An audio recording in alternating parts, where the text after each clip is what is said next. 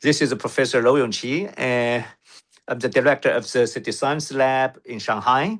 And at this moment, maybe you all know that I was appointed as the president of Shanghai University of Engineering Science, but my professorship is only at Tongji. I'm still the so-called the director of the discipline, the chair professor of Tongji Design. And today, the topic of our sharing is design and data-driven hybrid community building. So next page, please. Next page, please. Yeah, the story started from 2014. So at that time, I gathered a group of scholars and discuss what will be the future of design education, design research, design practices, and as a conclusion, and we think that the complex social technical system design will be the next agenda. And remember that's 12 years ago. Next page. So the key messages we delivered through a Design X manifesto. At that time, we published in Don Norman's blog, and then later we developed an article in Sheji, the Journal of Design, Economics, and Innovation.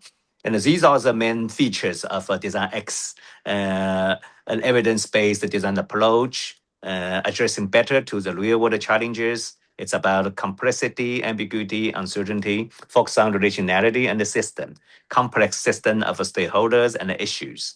And we propose that not only proposing solutions, but involved in implementing solutions and develop solutions through small incremental steps. A modularity allows for measures without compromising the whole and making progress by modeling through. Next page.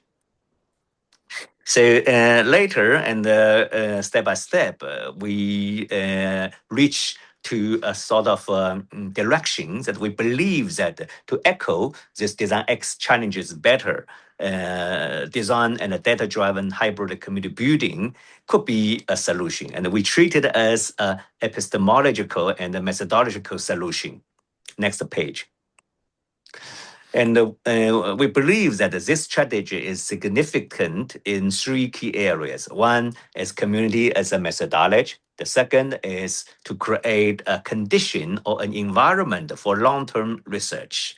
The third, it involves people. Next page.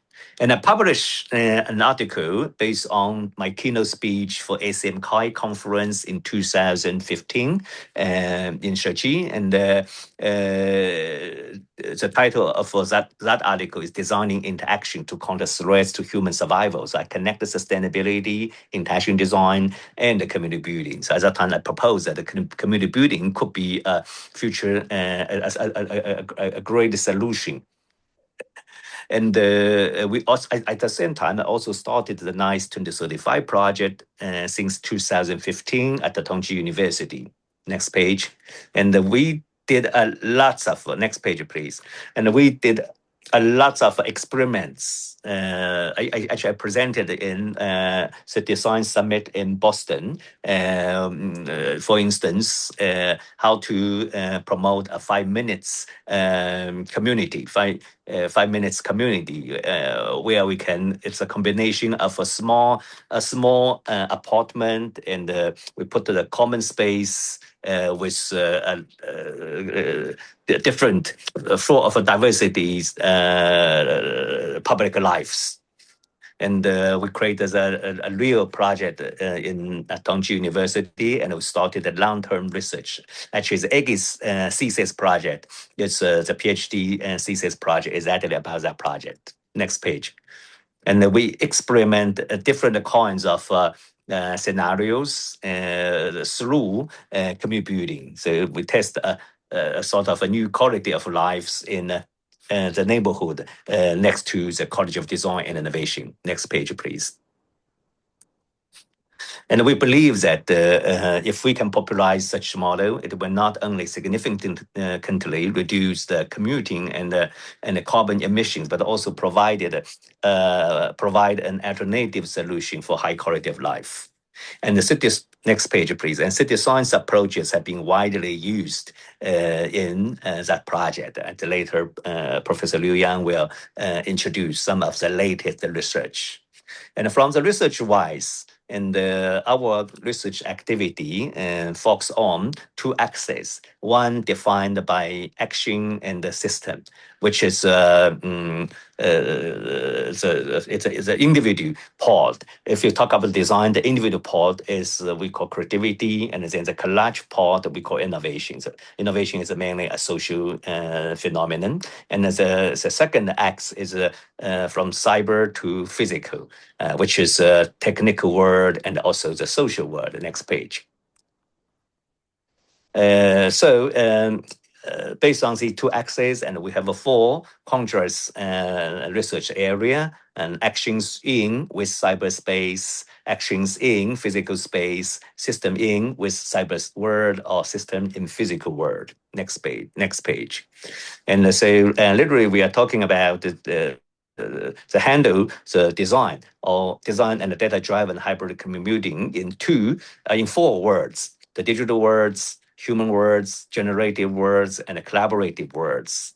And not only work individually, but also we're thinking about how to connect these four words to a holistic one. So next page. And our researchers actually covered all of these words and can be defined. There are many different topics located in different conjoints. For instance, we have a design and the knowledge-driven and aging. This is wearable and embedded and data-driven action research, embodied interactive system, mixed reality, behavior computing, urban dynamics, climate resilient, social innovation, and the whole human well-being and urban environment. So today we have mainly 8 faculties going to present their work. Professor Liu Yang, Professor Guo Weiwei, Professor Wang Men, Professor Wang Qi, and Professor Tao Siming, and Liu Chang, and Dr. Shen Tao, and Eggy Ji. And at the same time, I'm also very happy to share that with the community member. I think the directors knows, but I hope that all of society science networks members, you're also aware that at this moment, Shanghai team actually is working with our city science lab directors to publish a special issue of City Science Network in Sheji, the Journal of Design, Economics, and Innovation. So we really hope that by the end of this year, we hope that if everything is smooth, I think that I hope that the special issue can be published. So I stop here. Then I'd like to invite Professor Liu Yang to start his presentation, please.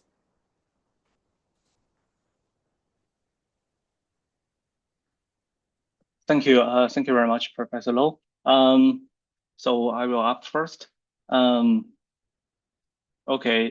Today I would like to briefly share 3 ongoing research projects from my end. The first project I called Sentient Street investigate how mixed reality, behavioral computing, and AI augmented urban system can support hybrid community buildings. Next, please. Our overall research questions ask how AI augmented cross-scale urban system can connect online platform like we know RedNote, human behaviors, and spatial feedback loops to support adaptive street vitalities. We are especially interested in linking macro-scale urban simulation with micro-scale human experience so that street design becomes more responsive and continuously updated through human interaction. Next, thank you. This project combines multiple source urban data, including field mapping, spatial data, social media activity data, to better understand urban vitality. We then connect this data set with we call it agent-based simulation and participatory tools to study how online attention and offline spatial experience reinforce each other in street and public space. Next page. So we are developing a workflow that translates street element into digital parameters for generative urban design. So we're using the GAN model and mixed reality testing. The system can generate multiple spatial options and evaluate them through interactive feedback and behavior response. Next page, please. So the second project shifts towards a community scale mobility and logistic system. We are exploring how drones, autonomous vehicles, and transfer hubs can be embedded into existing neighborhoods through lightweight retrofits rather than large-scale reconstructions. And this project is strongly supported by a graduate researcher who has over 6 years of experiment in autonomous freight-to-vehicle technologies. He will provide a valuable domain expert for the development of community-scale logistics system. So next page, please.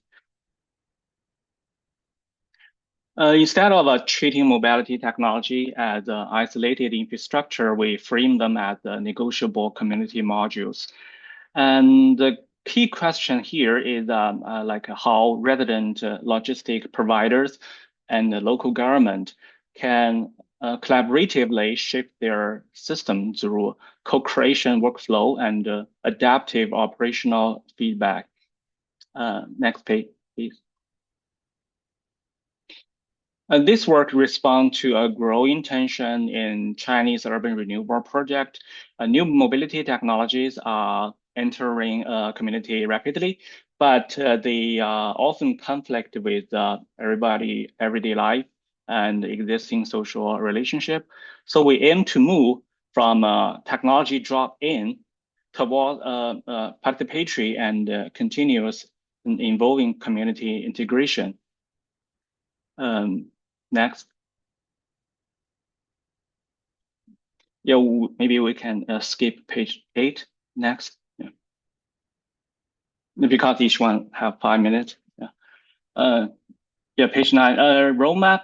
Our roadmap focuses on 4 layers.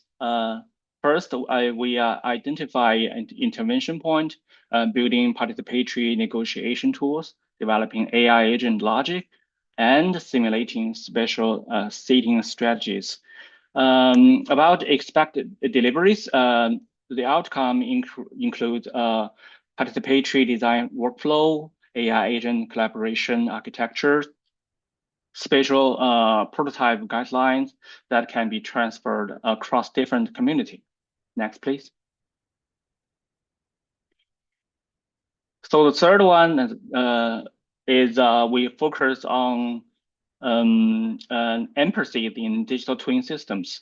We noticed that many design making or planning platforms represent residents only as abstract dots, trajectories, different colors of trajectories, or statistical densities, which can reduce emotional understanding during decision making. So next.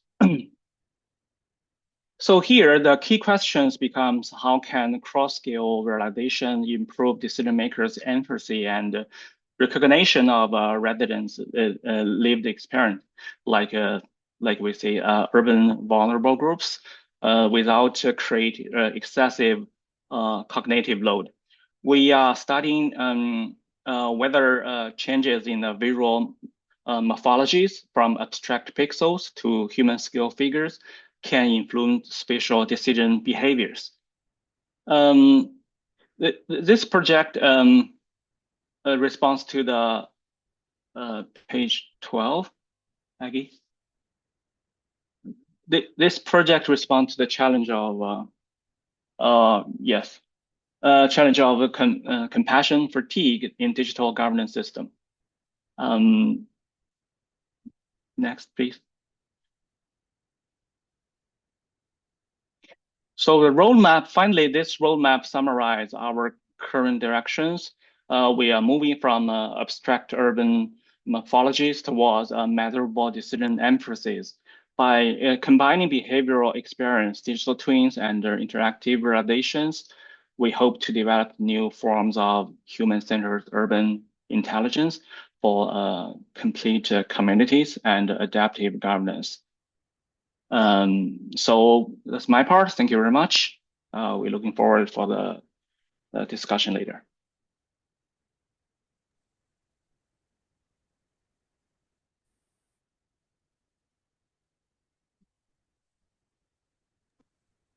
Professor Guo Weiwei. Oh, hello. Hello, I'm Guo Weiwei. I'm very happy to see you tonight. Today I will present some recently work named Air-powered Association for Sustainable Urban Dynamics and Climate Resilience. Next page, please. As we know, there were large amount of satellite images, satellite data. They provide valuable information for a sustainable development goals. For example, for urban mapping and information settlement,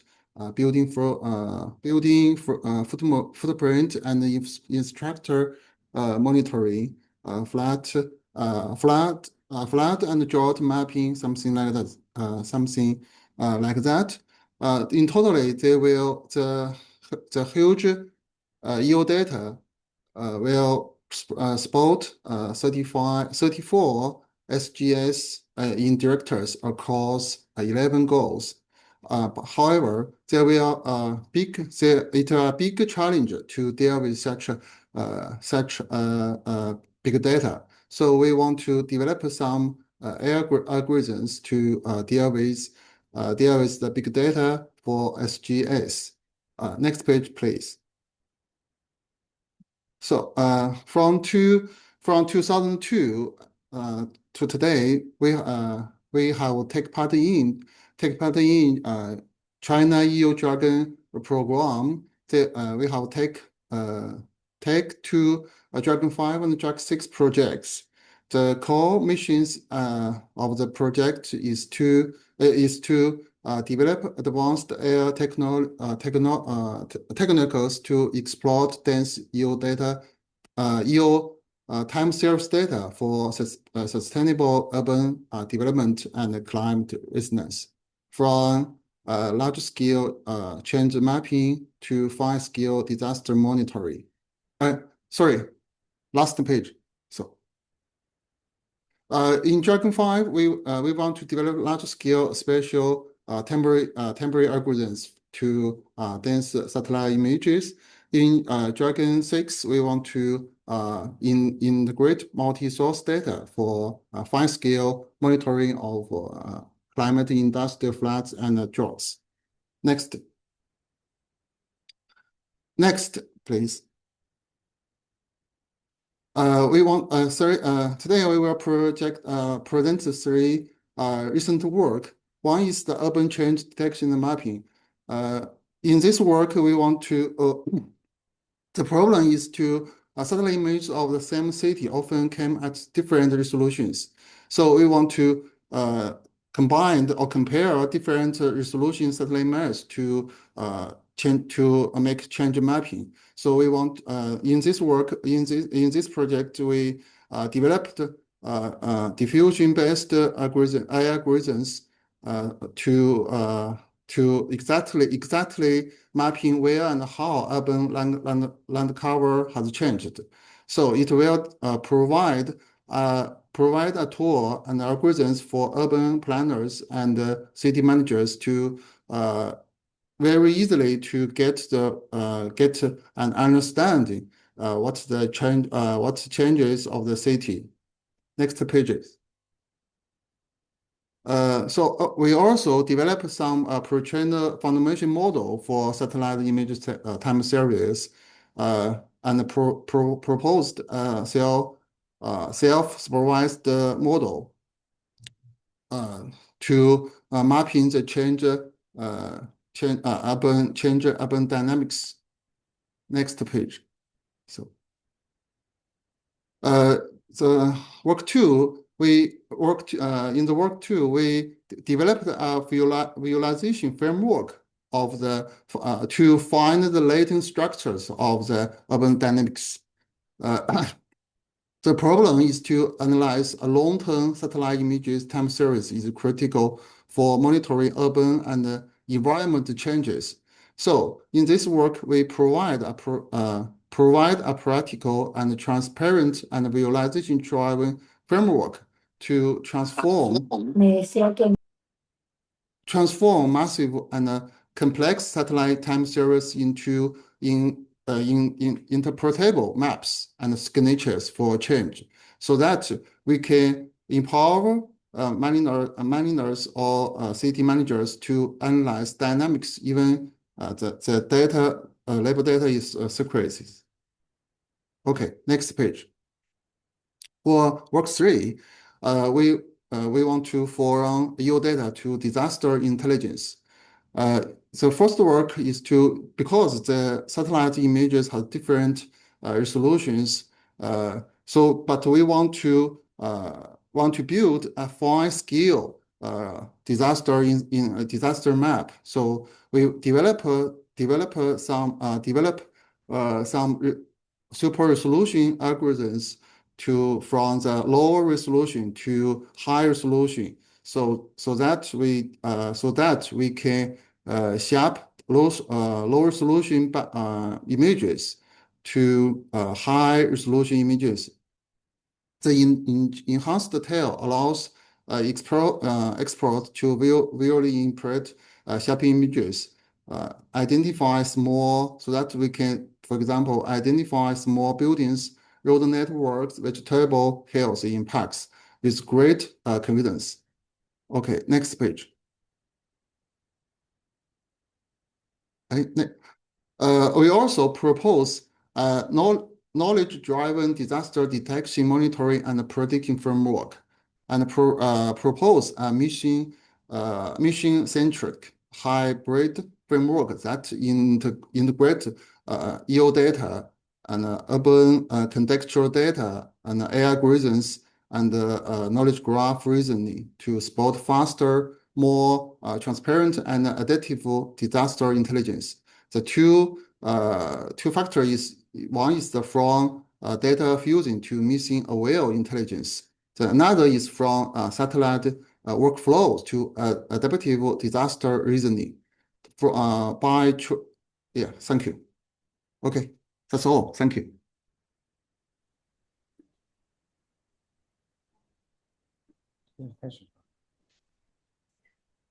Good morning, everyone. I'm Meng Wang from Pengji, and today I want to show you our work on design and knowledge-driven agent.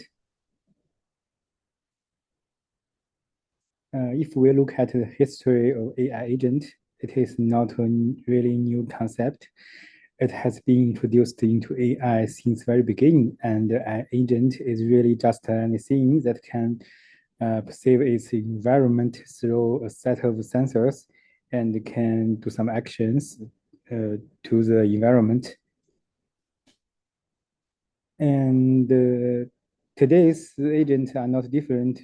The key is how we define the currently generation of agent and about intelligent and environment. Another perspective, we can think about the agent from the nature.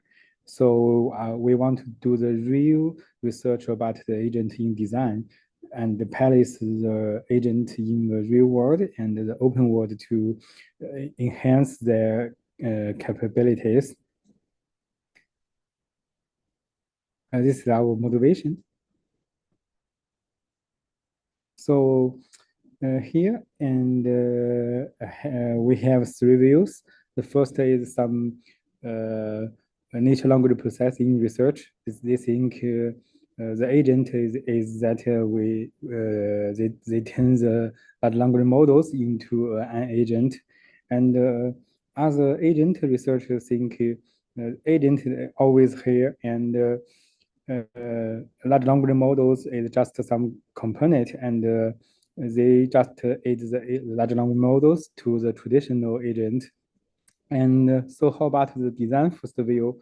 I think some people think design first view is building some agent from the real design need, but I think we can even design the agent, and so design is the first view. Next.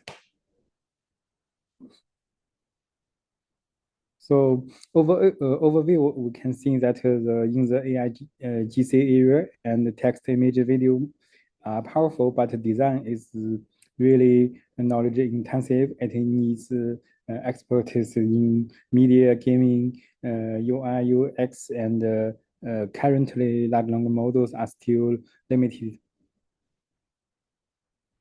Next. And so most AI GC models only handle simple tasks, even fine-tuning. Next. And promotes and based on the RAG cannot solve the complex design tasks. So we need deeper knowledge and structured reasoning. Next. So this is our vision, but the agent based on the multimodal design large language models. Multimodal design large language models is from the basic tools to the complex system and the communities, even the cities. Next. So the cool method and the framework is that we first construct a multimodal design knowledge graph, and plus the large language models based on the RAG, and then do some applications in the domain tasks, and we can combine the neural power with the symbolic design and the neural networks models, and we can see that the next. Next, you can see sorry, last the last page. We can see we want to build a ecosystem, the supply side with expert designers, and supply the knowledge and the data, and the demand side with sketchings and the design critical and real applications in the scenarios. Next.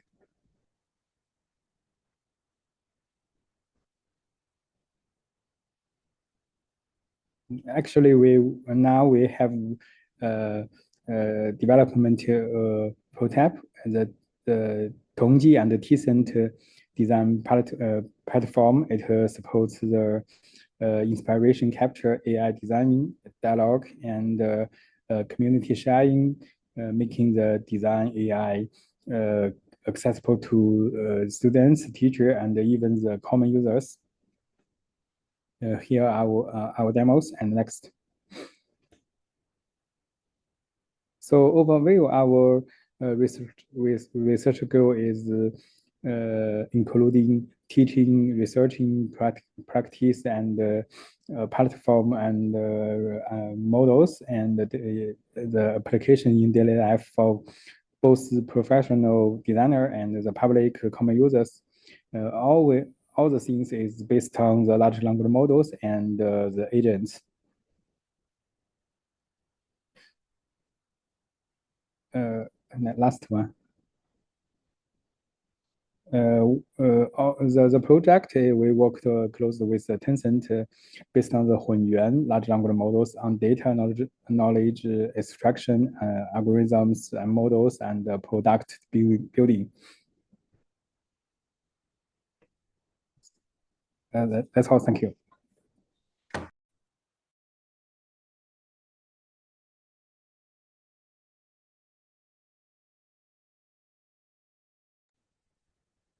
Oh, hi everyone. Thank you for having me. I'm Qi, and I will share two works from the direction of embodied interactive system for health. So it's a line of research that brings together fabric-based wearable sensing for motor rehabilitation and mixed reality solutions for cognitive rehab or mental health. Now you can see this is the first project. So because we have coached lots of students working on the topic of smart garments for motion monitoring for motor rehabilitation. And we have identified a set of shared challenges, which is accurate monitoring require placing an appropriate number of string textile sensors at the right places of the body.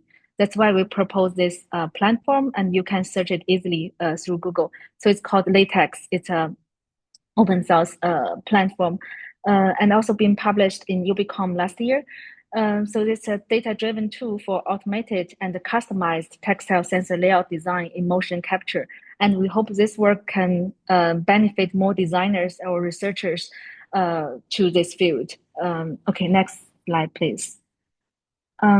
Yeah, so this slide that it easily demonstrates the diverse challenges as we students or researchers working on different body areas and requires quite diverse requirement for the textile sensor layouts. Next, please. So through early stage workshop and the user interviews, so it's a very design-oriented approach. We further refine the core design requirements for the systems on which you can see easily from the right part of this slide. Next. Yes, and this is comparison. So the lower part of this slide shows the traditional workflow, which we have to include the optical cameras as a very complex systems, and then you do analysis, you build the physical prototype, and then we can do the iterations. So instead of this traditional process, we propose a new workflow, as you can see on the upper part of this slide. It's a data-driven optimization workflow. Next. And the main contribution of our approach is based on the deformation analysis. So if you can try this platform, you can select the target motions, the genders, and then calculate the deformation analysis, and then the system will generate the layout parameters. So it can be probably a better approach for the smart garments prototype. Yes, it has been evaluated. Next, please. Actually, the smart garments for motion monitoring has lots of potentials to support different application areas. Next. And this is one example. So it's a smart garment integrate 14 string textile sensors on the complex shoulder joint, which is the most complex joint for our body. And the function is for the compensation monitoring. So it can be used for athlete training or shoulder pain patients rehabilitation. Next, please. Yes. Okay. And the second project is quite different. We also work with AI-driven VR system. For example, this one we call it Co-Brace. So it's a VR system where two breast cancer survivors can practice breathing training together with real-time biofeedback guiding them along the way. And this project has been published in Shanghai this year and got honorable mention award. Next, please. We also first ran a 3-stage formative study resulting to 3 key points. For example, most important one is the DAIC practice. And next. Yeah, this just a biofeedback system structure. Next, please. Yes, this slide is potent. So it's a biofeedback system where in DAIC mode, both users have their own hollow ring. And when they both hit the target rhythm together, the two rings will merge in the middle and will trigger a shared practice burst. So we hope this could, like a moment, like a co-achievement, to have better motivation for our target group. Okay, next. And the system has been evaluated first with clinicians and therapists and got very positive feedback in 2 hospitals in Shanghai. Next. Also next, please. And the system finally has been evaluated with more than 20, with 22 breast cancer survivors, and also got next, please. And the results demonstrate the DAC mode works better for relaxation, and currently it's being deployed and promoted in collaborating hospitals. So these are the 2 examples from the direction of embodied interactive system for health. Thanks.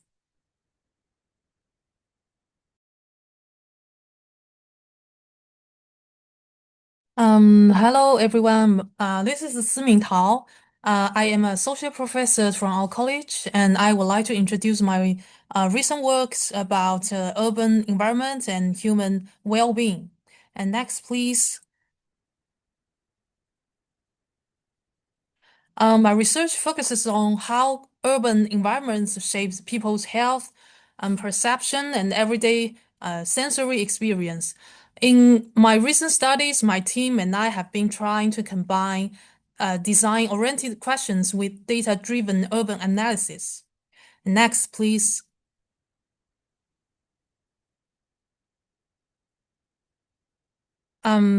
We use different types of urban data and machine learning methods. The final goal is to translate these findings into the evidence and then can support the urban design and urban governance. And I will introduce 5 related studies briefly. And this first study, it is about urban environmental quality and subjective well-being. The last page, please. And take Shanghai as a case study. We are interested in a question: why do some urban areas with good physical conditions, but they are not produce positive feelings, and some ordinary places may still support emotional attachment? So we combine the urban environmental indicators and the social media data and try to identify how different environmental factors can contribute to the subjective well-being. And this study has been published in the Landscape and Urban Planning. And next, please.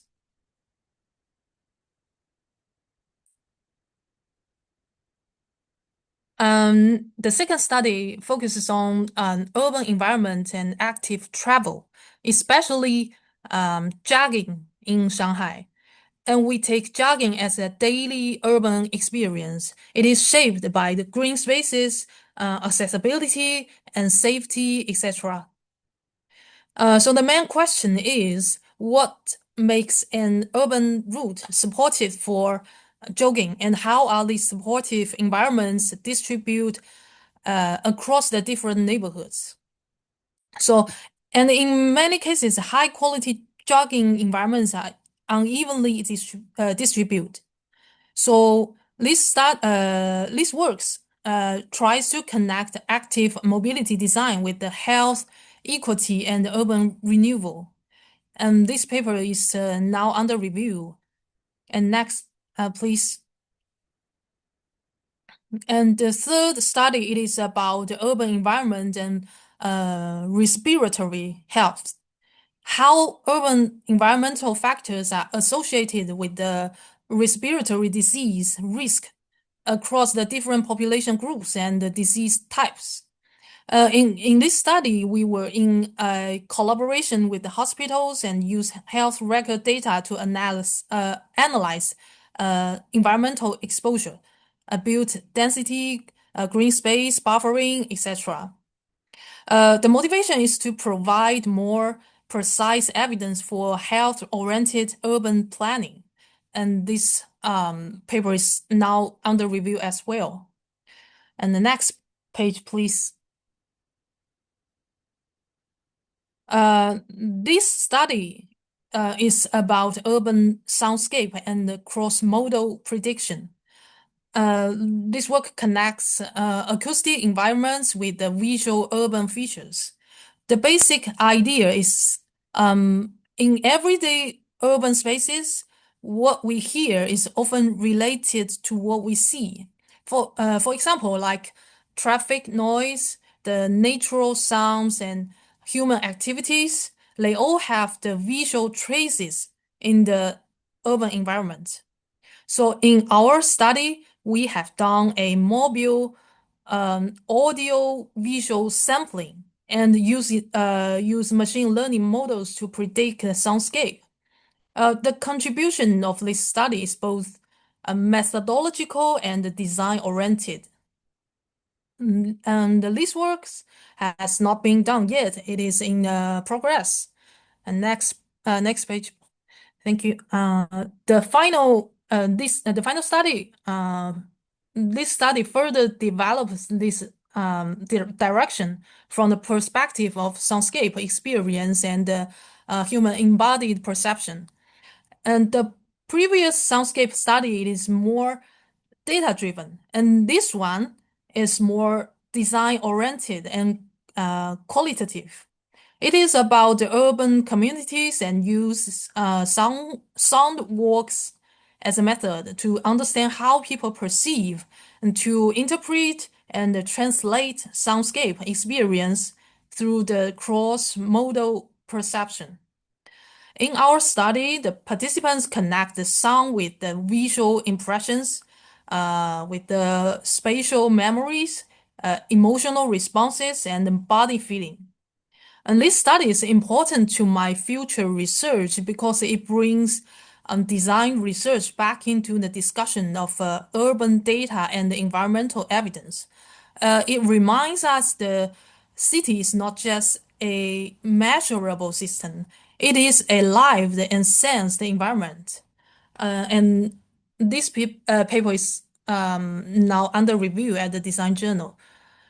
In future work, I am particularly interested in connecting health, perception, and sensory experience with the interactive urban system and design decision support tools. So thank you very much. I am looking forward to your comments and discussion. Thank you.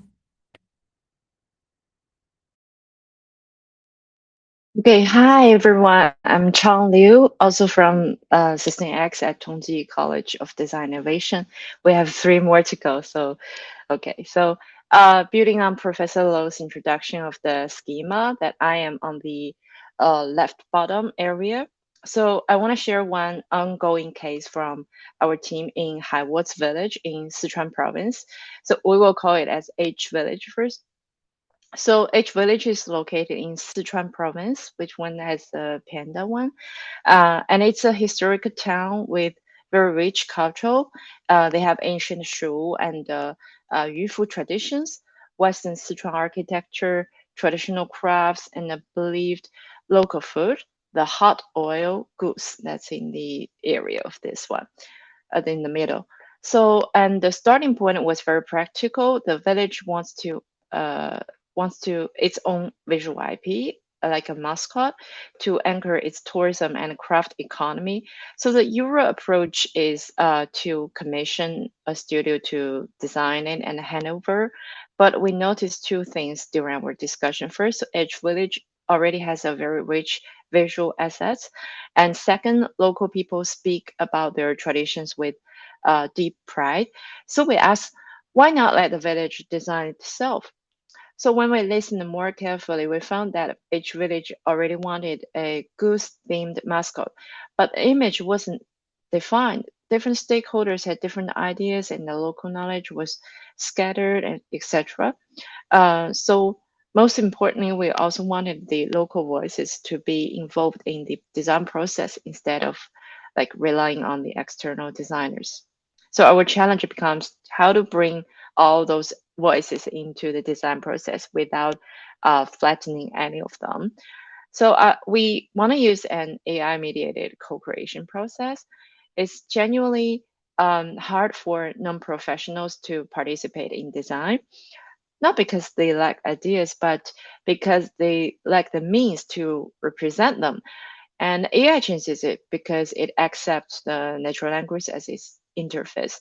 And we do this in 5 steps. In the first step, we collect all the local inputs like images, stories, interviews, preferences from different stakeholders. And then, next page. Next page, Aggie. And then we translate this material into the design parameters like symbols, colors, forms, personalities, and cultural references. To ground these in authentic community knowledge, we interviewed across 7 groups, like the local operators, residents, food businesses, craft inheritors, cultural researchers, and also some homestay owners. And next page. So based on these parameters, we use AI to generate multiple initial character directions, and local users can give feedback in a low threshold way. They don't need to design language. They can simply choose like or dislike or tag what they prefer. And the system also aggregates these signals and identifies consensus and possible design abilities.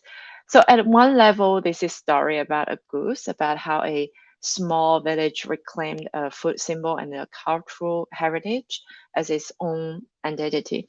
At another level, it's a story about the cultural sovereignty in the age of generative AI.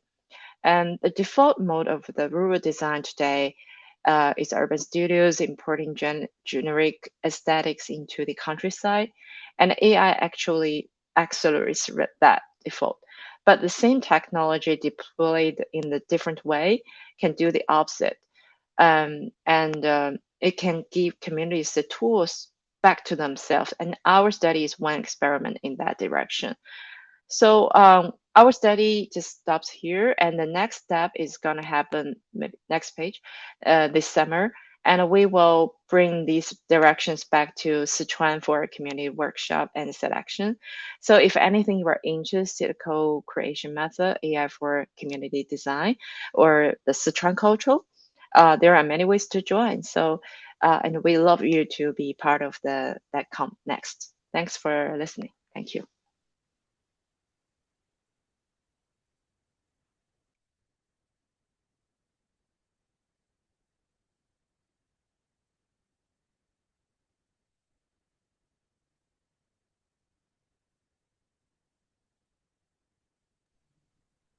Okay, I think we are missing more presentations, right, Leon? Yeah, I think we still have 2 more, right? Okay. Yeah, we have 2 more colleagues. Because I think Eggy stopped presenting. Shentan, Yes, are you ready? I'm here. Yeah, I'm ready. So, Okay. Aki, can you show me my sliders?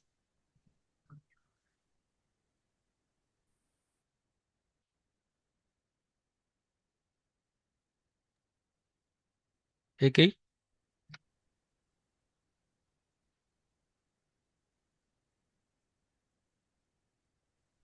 Sorry, I just lost my connection. I will try to share the screen. Wait a minute. Okay.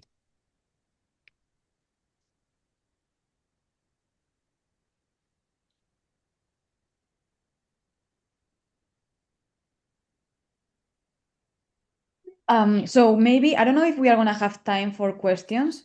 So I don't know if maybe Leon and the team can. I don't know if you guys have like a project page or something like website that people can visit them if they have any question, or like maybe you can guys leave your emails. So after the meeting, if someone has any question, they can reach to you. So maybe you can put that on the chat if you want. Sure, Okay, sure. we see your presentation. Everything's fine. Okay. Hello everyone. Thank you for having me. I'm Tao Shen. I'm from City Science Lab at Shanghai. Next page. Next page, please. Let me start with the paper. This is the work of the text team just published in the General Cities with Professor Law as the main co-responding author. And the simple version of the story is this: we use the phones of 7.4 million people to ask one honest questions in a city who actually mixes with whom. And it sounds simple, but it turns out to be hard and important questions. Next page. Think about it. A party is open, a mall is open, a metro station is open. They are all public. But here is the real question: do different kinds of people actually meet in these places? Planners usually assume that if a place is open, mixing happens automatically.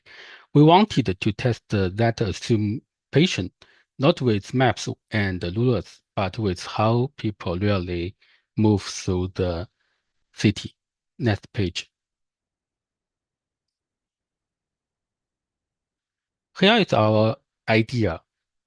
We let 7.4 million people drove the city for us, just from where they actually go. We do this in 3 connected steps. Step 1, turn behavior into a network of places. Step 2, read what each place is really used for. Step 3, see who actually mixes here. 3 steps: behavior, function, and people. We chose Chengdu as our living lab. It is a huge city, over 20 million people, and famous for its relaxed social culture. We tracked about 7.5 million phones users for 1 month. After cleaning the data, that gave us almost 11 million real visitors. Next page. So step 1, we connected 2 places. If the same people visit both of them, that builds a Gantt network. Next page. And here is the result: 4,617 natural neighborhoods from behavior alone. No planner drove these lines. Next page.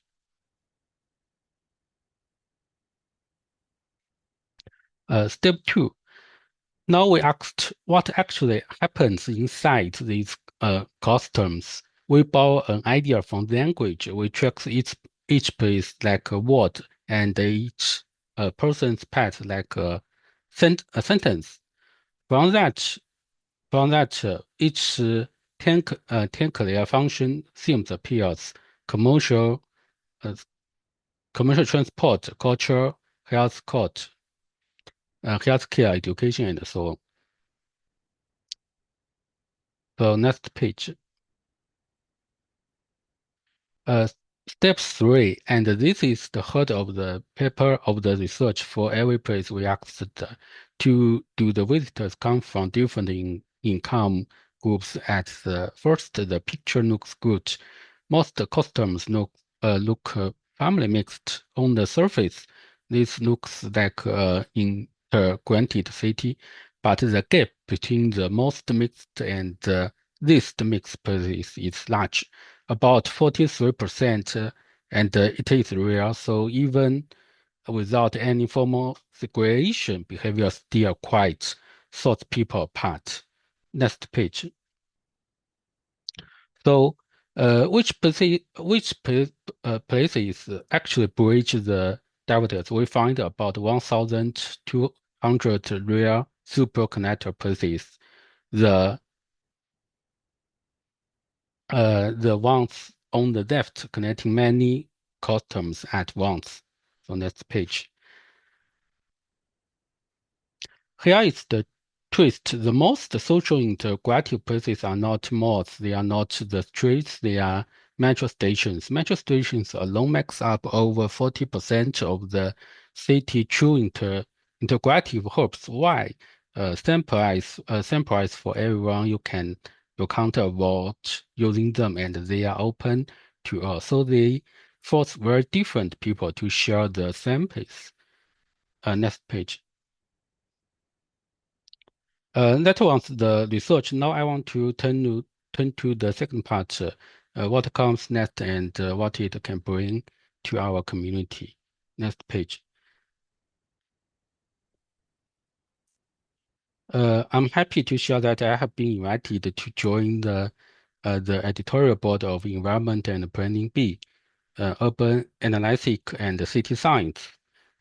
This is a leading research journal right at the meeting point of data and the city. And as you know, my main role is serve as assistant editor of 设计, the Journal of Innovation, Economics and Innovation. The Journal of Design, Economics and Innovation. So I sit between two communities, design and urban analytics. I see the EPB rule as a real benefit for us, as a strong, visible channel where the work of this network can reach a wider scientific audience. Next page. So here is what this can bring us. There are three opportunities with the general first research community on behavior-driven urban analytics, giving our community a high-profile place to publish. Second, a bridge between design research and computation. So these two words speak to each other. And the third, shared open pipelines that we can test across different cities. I would be glad to help open these doors for this network. So next page. So that's all. Thank you very much.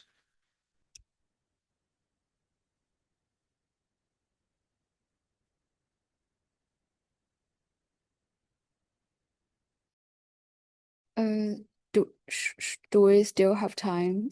We have the last Maggie, I think presentation that's is it. from You yeah. can do it So maybe quickly. we could yeah, okay. So I will do it quickly and leave some time for the Q&A. So I think many people know that I'm doing some work on the data-driven in social innovation. And recently I graduated from my PhD and I found that